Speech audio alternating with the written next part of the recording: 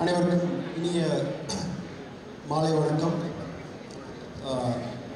இந்த பொருளை இலக்கிய திருவிழாவுக்கு என்னை அழைத்தமைக்காக முதலில் மனமார்ந்த நன்றியை தெரிவித்துக் கொள்கிறேன். பிரமாதமான ஒரு இலக்கிய திருவிழாவை ஆர்கனைஸ் பண்ணி அதை நடத்துறதுங்கிறது ஒரு பெரிய முன்னோட்டம்னு நினைக்கிறேன். ஏன்னா ஒரு அரசினுடைய மேக்ரோ திட்டங்கள் எவ்வளோ முக்கியமான விஷயமோ அது மாதிரி அரசினுடைய மைக்ரோ திட்டங்கள் ரொம்ப முக்கியமான விஷயம். இந்த மாதிரி நதிக்கரை ஓரம் ஒரு இலக்கிய திருவிழாவை தொடர்ந்து நடத்தும் அரசுக்கு மனமார்ந்த நன்றி. அதை முன்னெடுத்து செல்லும் இளம் பகவத் போன்ற ஆட்சியாளர் அவர்களுக்கு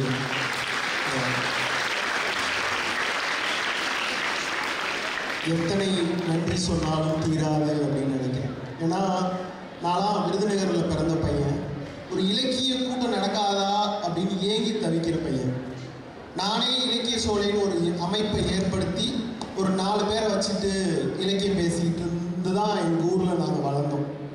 எனக்கு ஒரு கணையாளி வாங்குறதுக்காக நான் மதுரை வரைக்கும் கிளம்பி வருவேன். அப்படி தான் நாங்கள் இலக்கியத்தை பார்த்துருக்கோம். இன்றைக்கி ஒவ்வொரு ஊர்லேயும் சிறுகதை பயிற்சி, மாணவர் மாணவிகளை பேச வைக்கிறது, ஒரு முழு நாளும் ஆட்சியாளர் உங்கள் கூடயே இருந்து உங்களை உற்சாகப்படுத்துறதுங்கிறதுலாம்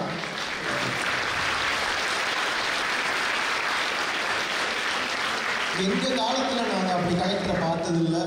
இப்போ அப்படி ஒரு கலெக்டர் உங்களுக்கெல்லாம் கிடைச்சிருக்கிறது ரொம்ப பெரிய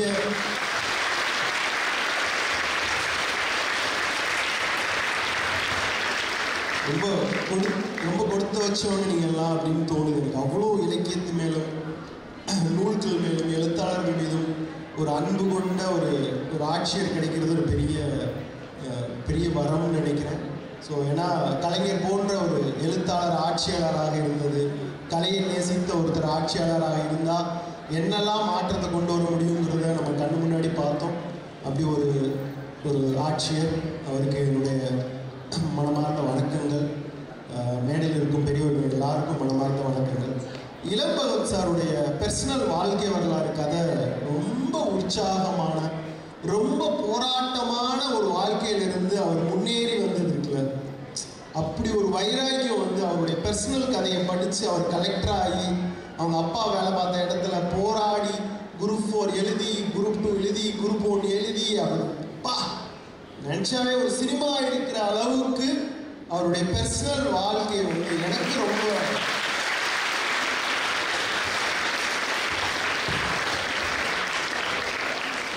இன்ஸ்பைரிங்கான ஒரு விஷயம். +2 ஃபெயில் அப்படின்னு சொல்லி ஒரு படம் ஹிந்தியில் வந்துச்சு, ஓடிடியில் கிடைக்கும்.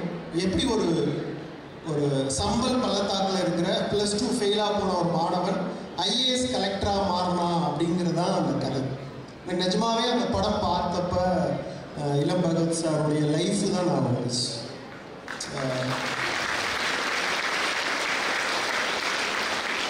உண்மையிலேயே ஒன்றே நண்பர்களே, நான் எல்லாத்துலேயும் சொல்லிக்கிறது ஒன்று தான். 20 வயசுலேருந்து 30 வயசுக்குள்ளேயே உடம்புக்குள்ள ஒரு நெருப்பு அப்படியே கனண்டு எரியும். அந்த நெருப்பை மிகவும் சரியான பாதையை நோக்கி நீங்கள் செலுத்திட்டீங்கன்னா நீங்கள் உட்கார்வதற்கான நாற்காலி எங்கேயோ இமயமலைக்கு மேலே இருக்கும்.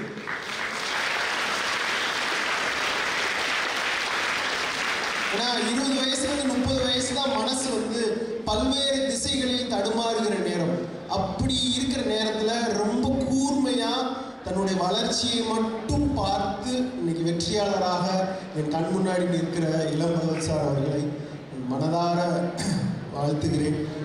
பெரிய உதாரணம் இன்றைய மாணவர்களுக்கு. அவருடைய வாழ்க்கைங்கிறது ரொம்ப சர்ப்ரைஸ். நான் இப்போ தான் அவரை பார்க்குறேன், அவரை பற்றி நிறைய கேள்விப்பட்டிருக்கேன்.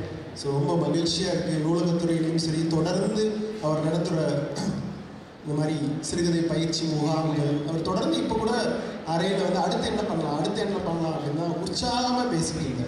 ரொம்ப மகிழ்ச்சியாக இருக்கிறது. இப்படி அவர் இருக்கும் ஒரு மேடையில் நானும் கலந்து கொண்டு இலக்கியத்தை பற்றி பேசணும் அப்படிங்கிறப்ப எனக்கு இப்போ தான் உங்கள் எல்லாருக்கும் ஆங்கில புத்தாண்டு வாழ்த்துக்கள். உங்களுக்கெல்லாம் ஆங்கில புத்தாண்டு அப்படின்னு சொன்னோடனே டிவியில் என்ன தோணுன்னா, சகலா வல்லவன் படத்தில் வர்ற இளமை இதோன்னு கமலஹாசனுடைய ஒரு பாட்டு தான் எல்லாருக்கும் ஞாபகம். எனக்கு ஆங்கில புத்தாண்டுன்னு சொன்னோடனே என்ன ஞாபகம் வரும்னா, தேவதச்சன் ஒரு கவிஞர் கோயில்பட்டியில் இருக்கார். அவர் எழுதின ஒரு கவிதை இருக்கு. என்ன கவிதைனா, இப்போ நம்ம ஊர்கள்லாம் பார்த்தீங்கன்னா ஆங்கில புத்தாண்டு அன்னைக்கு முந்தின நாள் நைட்டு வந்து வீடு வாசலில் பெரிய கோலம் போட்டு ஆங்கில புத்தாண்டு வாழ்த்துக்கள் அப்படின்னு சொல்லி அதை எழுதி வைப்போம். அப்படி எழுதி வைக்கிற ஒரு சிறுமி, ஒரு சின்ன குடிசை வீட்டில் எழுதி வைக்கிற சிறுமி 2025 புத்தாண்டு வாழ்த்துக்கள் அப்படின்னு சொல்லி அந்த பொண்ணு 2025 புத்தாண்டு வாழ்த்துக்கள் சொல்லி அந்த பொண்ணு எழுதி வச்சிருக்கா. இப்போ அவர் அந்த கவிதையை எப்படி முடிக்கிறாருன்னா, நன்றி பெண்ணே, ஒரே ஒரு தப்படியில் எனக்கு 20,000 ஆண்டு வாழ்வளித்தாய், நன்றி அப்படின்னு. எனக்கு அந்த புத்தாண்டு வாழ்த்துக்கள் அப்படின்னு சொன்னோன்னே தேவதச்சனுடைய அந்த கவிதை தான் நினைவுக்கு வந்துச்சு. ஒரே ஒரு சின்ன தவறு அந்த குழந்தை பண்ணிடுச்சு, ஆனாலும் எவ்வளோ அதை வந்து கவிதையாக கொண்டு போகிறார். 20,000 ஆண்டு வாழ்வதற்கு எனக்கு வாழ்வளித்தாங்க. லிட்ரேச்சர் இப்படி தான் சின்ன கூர்மையான தவறிலிருந்தும் ஒரு இலக்கியத்தை கண்டெடுக்க முடியும் அப்படின்னு நான் நம்புகிறேன். இப்போ நாம் வாழ்கிற உலகம் எதில் வாழ்கிறோம்? நிஜமாவே இந்த நெஜ உலகத்தில் வாழ்கிறோமா? இப்போ நம்ம நெஜ உலகத்தில் வாழ்ந்துட்டு இருக்கோமா? இப்போ இருக்கிற உலகத்தில் வாழ்கிறோமா? வேறு எதில் வாழ்ந்துட்டு இருக்கோம்ங்கிற கேள்வி எனக்கு வந்துச்சு. நம்ம நிஜமாவே டிஜிட்டல் உலகத்தில் வாழ்ந்து கொண்டு இருக்கிறோம். எப்படி சொல்கிறீங்கன்னா, நிஜமாவே நீங்கள் உங்கள் குழந்தைக்கு உங்கள் கையிலலாம் மொபைல் இருக்கான்னு தெரியல, நிஜமாவே மொபைலில் ஃபேஸ்புக்கில் நம்மளுக்கு எவ்வளோ லைக் கிடைக்குது, எவ்வளோ கமெண்ட் கிடைக்குது, எத்தனை பேர் நம்ம போஸ்ட்டை ஷேர் பண்ணுறாங்க, ரீல்ஸ் எப்படி பார்க்கலாம் இப்படின்னு நம்ம மொத்தமாகவே என்னென்னா வந்து ஒரு மொபைல் வாட்ஸ்அப் உலகத்தில் வாழ்ந்துக்கிட்டு இருக்கோம். அதில் எனக்கு வந்து 1 மில்லியன் ஃபாலோவர்ஸ் இருக்கிறாங்க, அவ்வளோ சொந்தக்காரங்க இருக்கிறாங்க, அவ்வளோ நண்பர்கள் இருக்கிறாங்க அப்படின்னு நம்ம சிந்திச்சுட்டே இருக்கோம். ஸோ எனக்கு வந்து அதில் ஒரு தம்ஸ்அப் பட்டன் கிடச்சிருச்சு, எனக்கு ஒருத்தர் வந்து பாராட்டுற மாதிரி கை குலுக்கிட்டாரு அப்படின்னு சொல்கிறப்ப ரொம்ப மகிழ்ச்சி அடைக்கிறோம். உண்மையிலேயே அந்த டிஜிட்டல் உலகில் இருக்கிறவங்களாம் நிஜமாவே யாரு தெரியல. ஆனால் நம்ம டிஜிட்டல் உலகத்துக்காக வருத்தப்படுகிறோம். நம்ம ஒருத்தருக்கு மெசேஜ் அனுப்புகிறோம், அவங்க பார்த்துட்டாங்களா பார்க்கலையா தெரில, டிக்கு விழல, ப்ளூ டிக்கு, ஐயோ ப்ளூ டிக் விழலையா, அவங்க பார்க்கல என்னோன்னு வருத்தப்படும். ஃபோனில் 30% தான் சார்ஜ் இருக்கும். இப்போ டீச்சர் நிறைய பேருக்கு 20% இருக்கும். அவங்களுக்கு பதட்டம் அடைஞ்சிருவாங்க, எப்படா இந்த ஃபோனை சார்ஜ் போடுவோம். அப்படி சார்ஜ் போட்டு என்ன ஆக போகுது, 10 அடி தள்ளலாம் வீடு இருக்கும், ஆனாலும் தேவையில்லாத பதட்டத்தில் இருக்கும். இந்த டிஜிட்டல் வேர்ல்டு என்ன பண்ணுதுன்னா, நம்மளை வந்து தேவையில்லாத பதட்டத்தை நோக்கி இப்படி தள்ளிக்கிட்டே இருக்கு. அதை தாண்டி இன்னொரு விஷயம் என்னன்னா, அதில் இருக்கிற குறியீடுகள், அது எமோஜின்னு சொல்லுவோம். நம்ம எல்லாருமே எதில் வாழ்கிறோம்னா எமோஜியில் வாழ்கிறோம். இந்த மாதிரி ஒரு கமெண்ட்டுக்கோ ஒரு வார்த்தைக்கோ ஏதோ ஒரு வேர்டு போட்டால் அந்த எமோஜியில் வாழ்கிறோம். மனுஷபுத்திரன் இப்படி அந்த எமோஜியை பற்றி ஒரு கவிதை எழுதியிருக்காரு. எமோஜிகளால் வாழ்கிறோம், நாம் எமோஜியால் சிந்திக்கிறோம், நாம் எமோஜியால் உணர்கிறோம், நாம் எமோஜியால் அன்பு செய்கிறோம், நாம் எமோஜியால் ஒருத்தரை வெறுக்கிறோம், நாம் எமோஜியால் இந்த வரலாற்றை எழுதுகிறோம். சொற்கள் மேலும் மேலும் இறக்கின்றன, எமோஜிகள் தான் இந்த உலகத்தை ஆள்கின்றன அப்படின்னு சொல்லிட்டு மனுஷபுத்திரனுடைய மிக அழகான கவிதை இருக்கு. எமோஜியில் நிறைய எமோஜி இருக்கு. அதில் ஆர்ட்டின் எமோஜி இருக்கும். திடீர்னு ஒரு நாள் நான் ஆஃபீஸில் இருக்கிறேன், என் ஒய்ஃபு ஃபோன் பண்ணி, ஏங்க பயங்கர சண்டைங்க, எனக்கும் பிரச்சனைக்கும், நீங்கள் உடனே கிளம்பி வீட்டுக்கு வாங்க, அவன் பெரிய பிரச்சனை பண்ணிட்டான். என்னப்பா பண்ணிட்டான்? இல்லை ஒரு பொண்ணு வந்து ஒரு பொண்ணுகிட்ட இப்போ எஸ்ஏ கேட்டான், அந்த பொண்ணு எஸ்ஏவை வாட்ஸ்அப்பில் ஷேர் பண்ணிச்சு, திருப்பி அவன் வந்து ஆர்ட்டின் சிம்பிளை அனுப்பிச்சிட்டான், அதனால எனக்கும் அவனுக்கு சண்டை, அவங்க அம்மா அப்பாட்ட போய் நம்ம மன்னிப்பு கேட்போம், நீங்கள் கிளம்பி உடனே வாங்க அப்படின்னு கத்துறான். அவன் அழுகிறான் ஃபோனில். சரி வந்துடுறேன், இதெல்லாம் ஒரு விஷயமா? உங்களுக்கு ஒரு விஷயம் இல்லைங்க, எனக்கு பெரிய விஷயம், எப்படி ஆர்ட்டின் சிம்பிளை அனுப்பலாம் அப்படின்னு சொல்லி என் ஒய்ஃப் சண்டைக்கு நிற்கிறா. சரி நான் வந்துடுறேன், நீ ஃபோனை வையின்னு காரில் வந்துட்டு இருந்தேன். அப்போ ஒரு ஆசிரியர், என் வாழ்க்கையில் நடந்த ஒரு சம்பவம் அது என்னன்னா, ஆசிரியர் பள்ளி கிளாஸ்க்குள்ள வர்றாரு, பெண்களும் ஆண்களும் சேர்ந்து படிக்கிற பள்ளி அது. வந்தோடனே ஒரு பொண்ணு வந்து ஒரு டேபிளில் டெஸ்க்கு, அந்த டெஸ்க்கு முன்னாடி நின்றுட்டு இருக்கா, உட்கார மாட்டேங்கிறா, அழுதுகிட்டு இருக்கா. பின்னாடி இருக்க பிள்ளைங்களை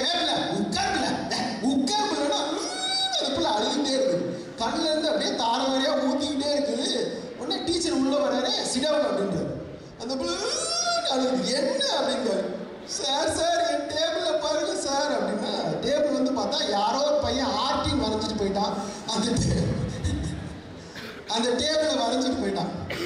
ஆர்டிங் வரைஞ்சிட்டு போனோடனே அந்த வாத்தியாருக்கெல்லாம் நெஞ்சு பொறுக்கல. உடனே ஹெட்மாஸ்டர் போய் சொல்றாரு. ஹெட்மாஸ்டர் கூப்பிட்டா அது வந்து இந்த எக்ஸாம் ஹால் போடுறப்ப வெவ்வேறு கிளாஸ்க்கு எக்ஸாம் ஹால் போடுவாங்க. ஏதோ ஒரு பையன் அந்த டேபிள் உட்காந்து எக்ஸாம் எழுதியிருக்கான். அவனுக்கு கொஸ்டினுக்கு ஆன்சர் தெரியல போல ஆர்டிங் வரைஞ்சிட்டு போயிட்டான் காம்பஸை வச்சு. அந்த பையனை கூப்பிட்டு அவங்க அப்பா அம்மாவை கூப்பிட்டு டிசி கொடுத்து அவனை அனுப்பிச்ச என்னுடைய காலம் எனக்கு தெரியும். இன்னைக்கு நான் திரும்பி வீட்டுக்கு வந்தேன். வீட்டுக்கு வந்தோடனே என் ஒய்ஃப்ட்ட சொன்னேன், அதெல்லாம் ஒரு விஷயமே இல்லை. நீங்கள் சும்மானாச்சும் குட் மார்னிங் போட்டாவே ஒரு ஆர்டிங் அனுப்புகிறாங்க. குட் மார்னிங் குட் ஈவினிங் சொல்லிட்டு ஒரு ஆர்டிங் அனுப்புகிறாங்க. ஒரு கட்டுரை ஒரு பொண்ணு அனுப்பிச்சிருக்கா, இவன் ஒரு ஆர்டிங் அனுப்பிச்சிருக்கான். இதை போய் நீ கேள்வி கேட்குற. என்னங்க 9ஆம் கிளாஸ் தானே படிக்கிறான். 9ஆம் கிளாஸ் படித்தா என்னப்பா ஆர்டிங் அனுப்பிச்சா என்னப்பா அப்படின்னு சொல்லி நான் கேட்டேன். ஏன்னா நண்பர்களே, நான் வாழ்ந்த காலத்தில் காதலுங்கிறது அவ்வளோ பெரிய விஷயம். ஒரு பொண்ணை கண்ணுக்கு கண்ணாக பார்க்க முடியாது, நேரம் நின்று பேச முடியாது, நம்ம காதலை அவங்ககிட்ட சொல்ல முடியாது, எதையுமே சொல்ல முடியாமல் இதய முரளி மாதிரி வாழ்நாள் ஃபுல்லாக வாழ்ந்துட்டு 96 படம் தான் நம்மளாம் எடுப்போம். ஆனால் நிஜமாக நண்பர்களே, இன்னைக்கு உண்மையிலேயே அந்த பரிதவிப்பு, துடிதுடிப்பு, எப்படா அவட்ட ஒரு லெட்ரு வரும், எப்படா திரும்பி பார்ப்பா அப்படிங்கிற எல்லாமே போய் ஒரு மொபைலில் தேவைன்னா ஒரு எமோஜி அனுப்பலாம், தேவையில்லைன்னா எமோஜியில் நெகட்டிவாக 2 ஆர்ட்ஸ் பிரேக் எமோஜி அனுப்பிச்சு விட்றலாம். அவ்வளவு இந்த உலகம் மொத்த பரிதவிப்பையும், காதலுடைய மொத்த பரிதவிப்பையும் இந்த மொபைல், இந்த வாட்ஸ்அப், இந்த எமோஜி, இந்த நெருக்கடி இருந்துச்சு. ஒருத்தனை எப்படி காதலை சொல்றது, இப்பெல்லாம் அந்த நெருக்கடியே இல்லாத ஒரு காலத்தில் வாழ்ந்துகிட்டு இருக்கோம் அப்படின்னு புரியுது. அதை மனுஷபுத்திரன் ஒரு கவிதையாக எழுதுகிறார். தியேட்டர் வாசலில் நின்று ஒருத்தன் செல்ஃபி போடுகிறான். 27 பேர் வாழ்த்து தெரிவிக்கிறார்கள். இந்த காலத்தில் ஒன்றேனும் அதற்குரிய மரியாதையுடன் இருக்கக்கூடாதா அப்படின்னு மனுஷ் கேள்வி இருக்கிறார். சும்மா ஒருத்தன் ஃபோட்டோ தான் போடுறான், அதுக்கு ஏன்னா 27 பேர் வந்து வாழ்த்து போடுறீங்க போய் அப்படின்னு. ஏன்னா இங்கே என்ன பிரச்சனைனா, நல்ல விஷயத்துக்கோ இல்லை கெட்ட விஷயத்துக்கோ எதை ஆதரிக்கணும்னு தெரியாமல் இந்த டிஜிட்டல் உலகத்துக்குள்ள நம்ம வாழ்ந்துட்டு இருக்கோம். இதை தாண்டி இந்த பொருணை திருவிழாக்கும் எனக்கும் என்ன சம்பந்தம்? நான் கரிசல் நிலத்தில் பிறந்தவன். ஆறே எங்கள் ஊரில் கிடையாது. பொட்டல் வெளியும் வெயிலும் மட்டும் பார்த்த நான் எப்படி நான் வந்து பொருணை இலக்கிய திருவிழாவுக்கு வரணும் அப்படின்னு சொல்லி என்னை அழைத்து அவங்க காமாட்சி மேடத்திட்ட கேட்டேன். சார், அங்காடி திரு படம் எடுத்துருக்குது வாங்க அப்படின்னு சொன்னேன். ஸோ நான் யோசிச்சு பார்த்தேன்.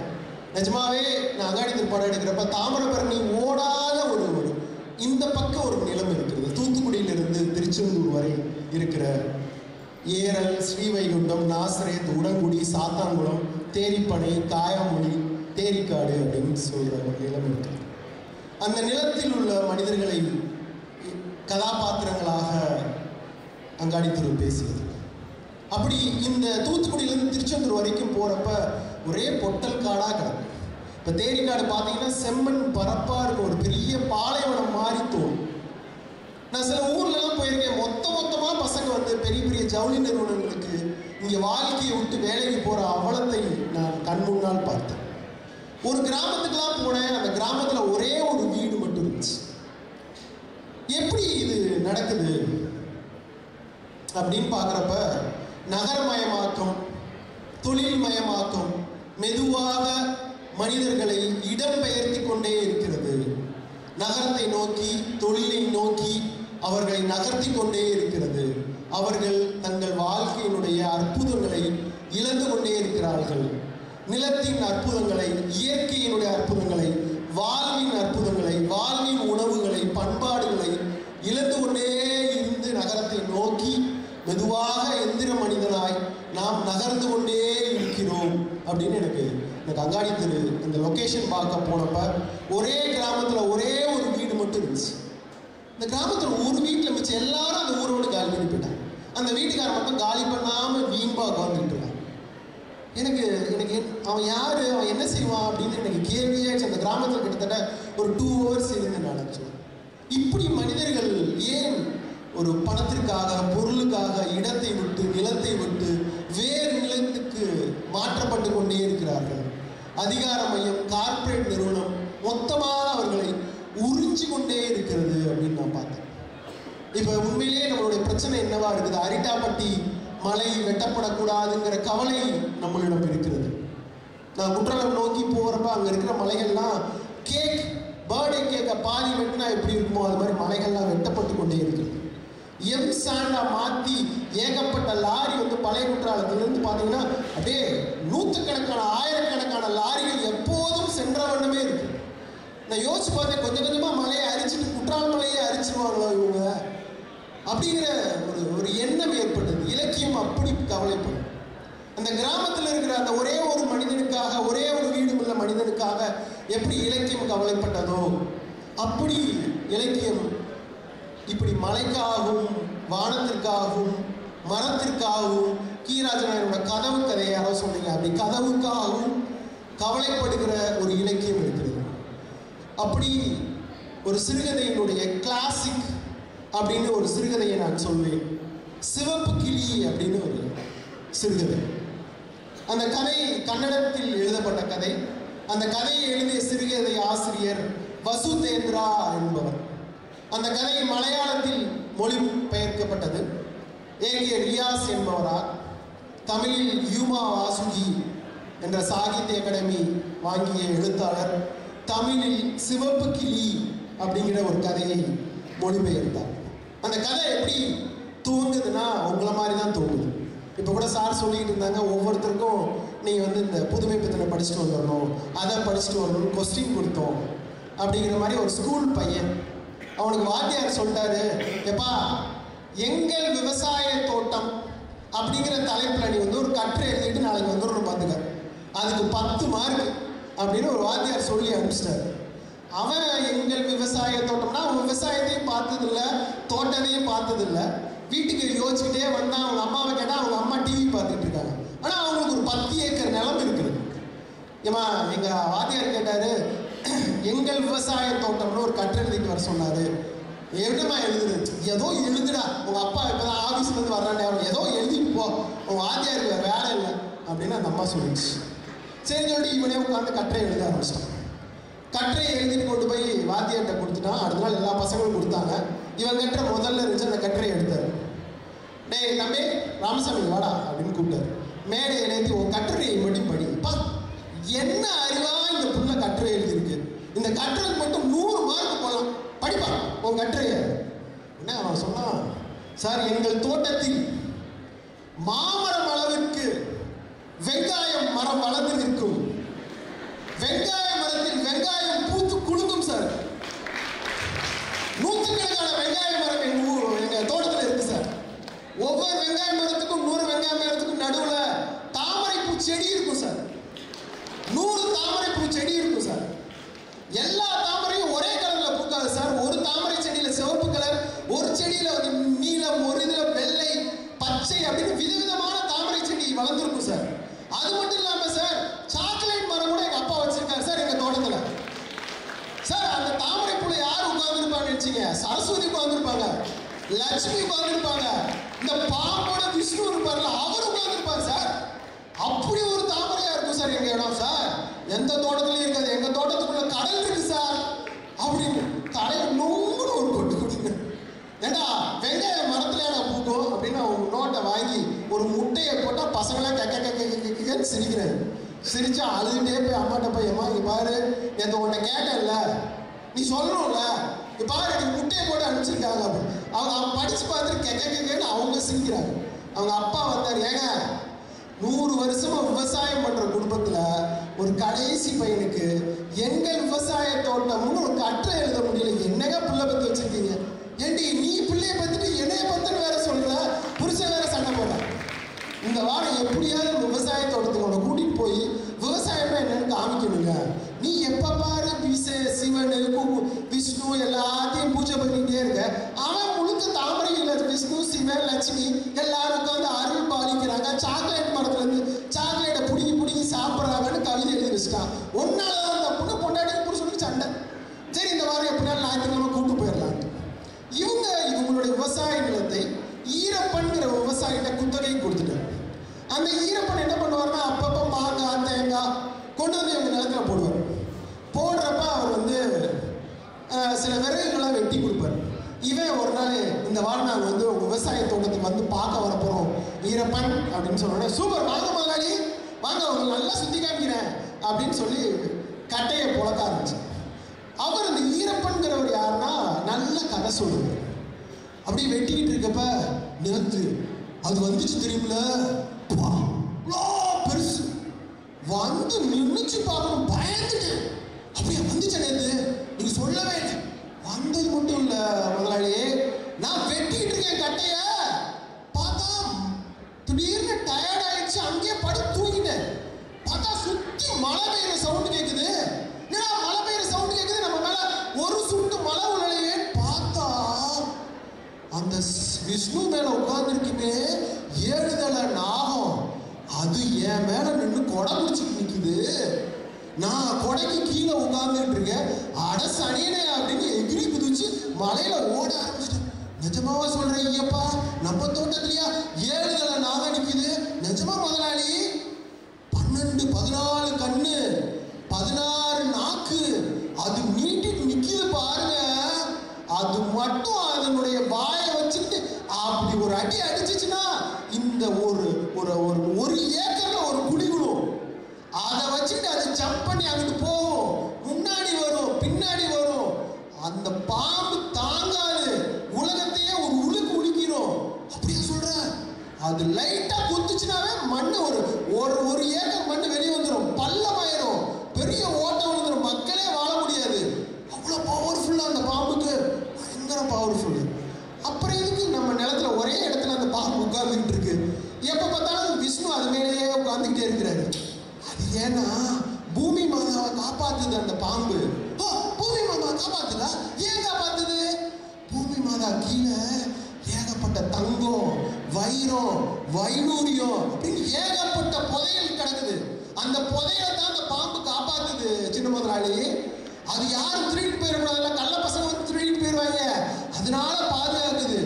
எவனால திருட போகாம பாதுகாக்கிறது தான் அந்த பாம்போட வேலை. சூப்பர் சூப்பர் சூப்பர், இந்த வாரம் ஞாயிற்றுக்கிழமை நாங்கள் வர்றோம் அப்படின்னு சொல்லிட்டு அந்த ஈயப்பன் கிளம்பி போய்விட்டார். அந்த ஞாயிற்றுக்கிழமை அவர்கள் அந்த தோட்டத்தை தேடி போனாங்க. அவங்க அப்பா அவனை தலையில் தட்டி கூப்பிட்டு ஒரு வெங்காய செடி அப்படி புடுங்கினாரு. வேரில் வெங்காயம் முளைச்சிருச்சு. முட்டாப்பாயில வெங்காயம் மேலே மாதிரி மாங்காய் மாதிரி முளைக்காது, அடியில் முளைக்கும் அப்படின்னு சொன்னேன். சரி சரி சரி சரி அப்படின்னு சொன்னால் மாமரத்தெல்லாம் சுற்றி பார்த்தான். எங்கடா தாமரை எங்கடா முளைச்சிருக்கு அப்படின்னு. தாமரை குளத்துல தானே முளைச்சிருக்கும். குளத்தை அவர் வேடிக்கை கண்டார். உள்ள எங்கடா கடல் இருக்கு, கடல்ல எங்கேயோ கிடக்குடா, இது வந்து குளம் மட்டும்தானா இருக்கு அப்படின்னு சொன்னார். அங்கே முழுக்க மிளகாய் பழங்களை போட்டிருந்தாங்க. மிளகாய் பழத்தை பார்க்கலான்னு ஆசையாக போனால் கிட்டத்தட்ட ஒரு 100கணக்கான கிளிகள் அந்த மிளகாய் பழங்களை கொத்துவதற்காக அந்த கிளிகள் அப்படியே பறந்து சிறகரிச்சு பறந்து போச்சு. அவன் பார்த்தோன்னே முதல் முறையாக ஒரு பச்சை கிளியை பார்க்கிறான். அவ்வளோ சந்தோஷம், சூப்பர் செம்மையா இருக்குது அப்படின்னு சொல்லிட்டு அவன் அக்காட சொல்றான், இந்த பச்சை மிளகாயை சாப்பிட்றதுனால தான் இந்த கிளியெல்லாம் பச்சையா இருக்குது அப்படின்னு சொல்லிட்டு. உடனே அவன் அக்கா சொல்லுது, அது பழுத்த மிளகாய் பழத்தை சாப்பிடுறதுல அதனால அது மூக்கு வந்து சிவப்பா இருக்குது அப்படின்னு சொன்னோன்னே அந்த ஈயப்பன் சொல்றான், நீங்க தான் கிளியை மெச்சுக்கணும். டெய்லி கிளி வந்து கொத்தி மிளகா பழத்தை எல்லாத்தையும் நாசம் பண்ணிடுது சனியை. அதை வந்து கண்டுபிடிக்கவும் முடியல. அது எப்ப பார்த்தாலும் பச்சையிலே வந்து உட்காருதா, செடி இருக்குதா இல்ல கிளி இருக்குதானே தெரியல முதலாளி, அது எப்படி விரட்டுறதுனே தெரியல. நீங்க ஒன்றும் கவலைப்படாத, அடுத்த ஞாயிற்றுக்கிழமை நான் வர்றப்ப சிவப்பு சாயத்தை கொண்டு வர்றேன். ஒவ்வொரு கிளியா பிடிச்சி சிவப்பு சாயத்தை தடவி தடவி விட்டோம்னா எல்லாம் சிவப்பு கிளியா மாறிடும்ல அப்படின்னு அவன் சொல்றான். எல்லாரும் கேட்க சிரிக்கிறாங்க. அக்கா சொல்றான், சிவப்பு கிளியா மாறிச்சுன்னா ஒரு பச்சையினுடைய மிளகாய் செடியில வந்து செம்பருத்தி பூ பூத்தது மாதிரி இருக்குமே அப்படின்னு சொல்றான். கேட்க சிரிக்கிறாங்க. அது பிறகு நான் மெதுவாக வளர தொடங்கினேன். நான் பிஇ படித்தேன், காலேஜ் படிச்சுட்டு இருந்தப்ப எங்கள் அக்கா கல்யாணம் வச்சாங்க. எங்கள் அப்பா கூப்பிட்டாங்க. கூப்பிட்டு அந்த தோட்டத்தை நம்ம விற்க போகிறோம், நீ ஒரு கையெழுத்து போடு அக்கா கல்யாணத்துக்காக அப்படின்னு சொல்கிறப்ப தான் நான் அந்த ஊருக்கே திரும்பி வந்தேன். கையெழுத்து போட்டு அந்த தோட்டத்தை விற்பதற்கான வேலைகளை அப்பா பார்த்துக்கிட்டு இருந்தாங்க. அப்போ அந்த லாயர் சொன்னார், இந்த ஈயப்பட்டையும் ஒரு கையெழுத்து வாங்கணும். ஈயப்பனுடைய பையன் ஒருத்தர் இருக்கான், குமாரசாமின்னு, இவன் கிளாஸ்மேட், அவன்கிட்டே ஒரு கையெழுத்து வாங்கணும், ஏன்னா அவன் பிஏ வரைக்கும் படிச்சுட்டான் அப்படின்னோடனே ஈயப்பனை கூப்பிட்டாரு. எப்பா 20 வருஷமா கொத்தையை விட்டுருந்தோம், இப்போ விற்க போகிறோம், ஒரு கையெழுத்து போடு, இந்த 5000 ரூபா வச்சுக்கோ அப்படின்னு அவங்க அப்பா கொடுத்துட்டாரு. அவங்க பையன் பிஏ படிச்சிருக்கான். அவன் வந்தான், ஏங்க 20 வருஷமா உழைச்சிருக்கோம், நீங்கள் விற்க போகிறீங்க, வெறும் 5000 மட்டும் கொடுப்பீங்களா அப்படின்னு சண்டையை போடுறான். அவங்க அப்பா வந்துட்டு, முதலாளிகிட்ட இப்படிலாம் இருக்கக்கூடாதுடா, நம்ம நாணயமானவங்க, நேர்மையானவங்க, நம்மளாம் ஏழைங்க, நேர்மையை நம்ம பிடிச்சி நிற்கணும் அப்படின்னு சொல்லி அவனை போட்டு அடித்து கையெழுத்து போட சொல்லி அந்த தோட்டத்தை விற்கப்பட்டது. அது பிறகு அந்த ஊரில் இருக்கிற வீடு எல்லாத்தையும் விற்றுட்டோம். நான் இப்போ பெங்களூரில் ஒர்க் பண்ணுறேன், ஒரு கம்ப்யூட்டர் சாஃப்ட்வேர் இன்ஜினியராக ஒர்க் பண்ணுறேன். அக்கா கல்யாணம் ஆகி 2 குழந்தைங்க இருக்குது. அப்பா அம்மா 2 பேருமே தவறிட்டாங்க. இப்போ எங்கள் ஸ்கூலில் இருந்து சீஃப் கெஸ்ட்டாக வாங்க அப்படின்னு என்னை கூப்பிட்றாங்க. சீஃப் கெஸ்ட்டாக வர்றேன், மேடையில் பேசுகிறேன். அப்போ இந்த குழந்தைகளுக்கெல்லாம் நல்ல சாப்பாடு போடுறாங்க. உடனே பக்கத்தில் இருக்கிற ஃப்ரெண்டுகிட்ட கேட்குறேன், எப்படி இந்த குழந்தைங்களுக்குலாம் அறுசுவை உணவகம் போடுறாங்க? அப்பா பக்கத்தில் தான்ப்பா சுரங்கம் தோடுறாங்க, சுரங்கம் முதலாளி உட்கார்ந்துருக்கிறார் பற்றியா பக்கத்தில், அவருடைய ஸ்பான்சரில் தான் நல்ல அறுசுவை உணவு போடுறாங்க அப்படின்னு. சுரங்க முதலாளி மேடைக்கு வந்தார், பள்ளி நிர்வாகம் அவருக்கு மரியாதை பண்ணிச்சு. திரும்பி காரில் போகிறப்ப, டே தோட்டம் இருந்த இடத்த பார்க்கணும், வண்டி வேணா இந்த மைசூர் ரூட் வழியாக விடு, அங்கே தான் என்னுடைய தோட்டம் இருந்த இடம் இருக்கிறது அப்படின்னு தோட்டம் இருந்த இடத்தை நோக்கி அவருடைய கார் திரும்புகிறது. திரும்பினா எதிரே ஆயிரக்கணக்கான கார்ப்பரேட் லாரிகள் சிவப்பு மண்ணை ஏற்றிக்கொண்டு அந்த சாலை முழுக்க ஒரு ஊர்வலம் போல வந்து கொண்டிருக்கிறது. அப்படியே அந்த சிவப்பு மண் ரோட்டை அப்படியே மெதுவாக போறாங்க. அவ்வளோ லாரிகள் சிவப்பு மண்ணை எடுத்துக்கொண்டு வந்து கொண்டிருக்கிறது. அவர்கள் மெதுவாக தேடி அவர்கள் தோட்டம் இருந்த இடத்தை கண்டுபிடித்து வண்டியை விட்டு இறங்கினார். ஆயிரக்கணக்கான லாரிகள் இருக்கின்றன, 500க்கும் மேற்பட்ட ஜேசிபி இயந்திரங்கள் இருக்கின்றன. அங்கு இருக்கிற மொத்த மண்ணையும் அள்ளி அள்ளி அந்த லாரியில் போட அந்த லாரி அந்த இடத்தை விட்டு வேறு மாநிலங்களுக்கு நகர்ந்து கொண்டே இருக்கிறது. மெதுவாக மொபைலில் ஃபோட்டோ எடுக்க தொடங்கினா ஒரு இடம் கூட இல்லை, விவசாயம் பண்ண ஒரு சுவடு தெரியல, மொத்தமும் செம்மண் பூமியாக நம்ம தேரிக்காடு மாதிரி அது காட்சி தருது. இவ்வளோ எந்திரம் இருக்குடா, மொத்தத்தையும் வித்துட்டு போயிட்டாங்க போலயே விவசாயிகள்லாம், என்னடா ஆச்சு, மாமரம் மிளகாய் பழம் எல்லாம் என்ன ஆச்சு அப்படின்னு கவலையோடு அவன் வந்து அந்த இடத்த பார்த்துக்கிட்டே இருந்தான்.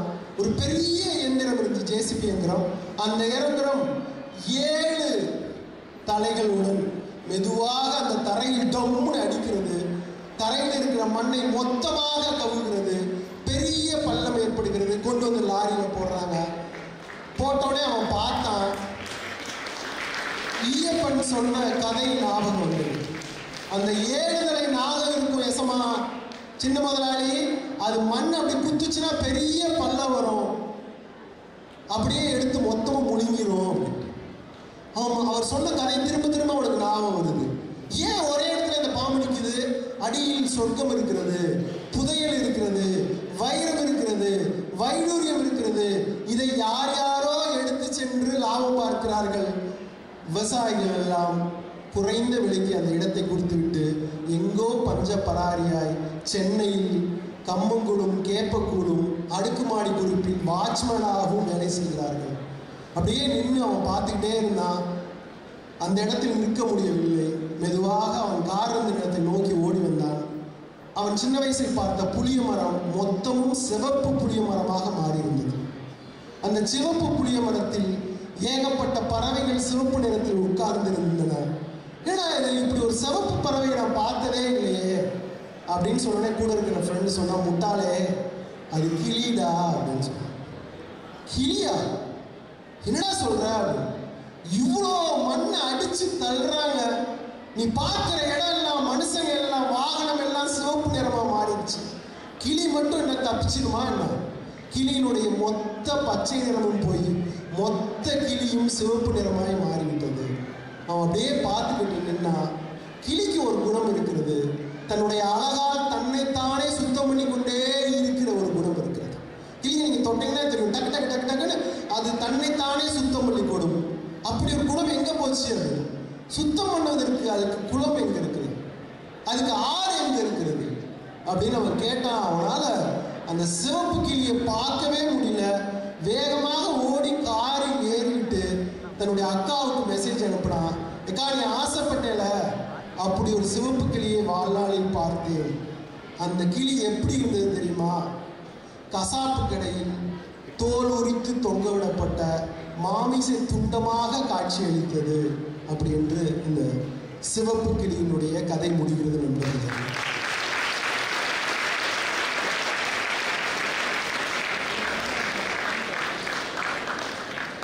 இந்த கதை 2 கேள்வியை நம் முன் வைக்கிறது.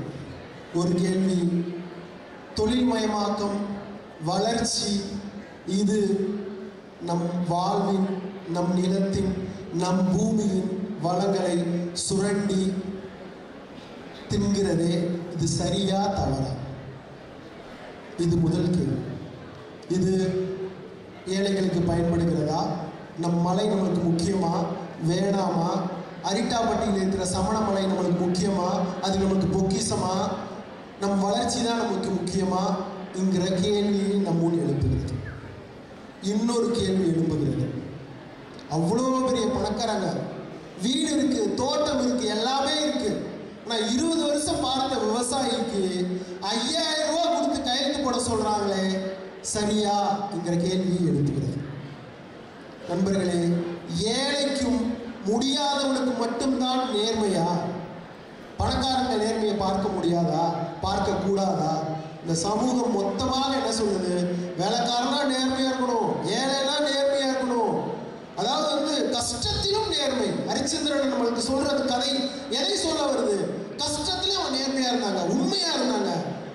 ஒரு முதலாளிக்கு அந்த கதை சொல்லப்படவே இல்லையே.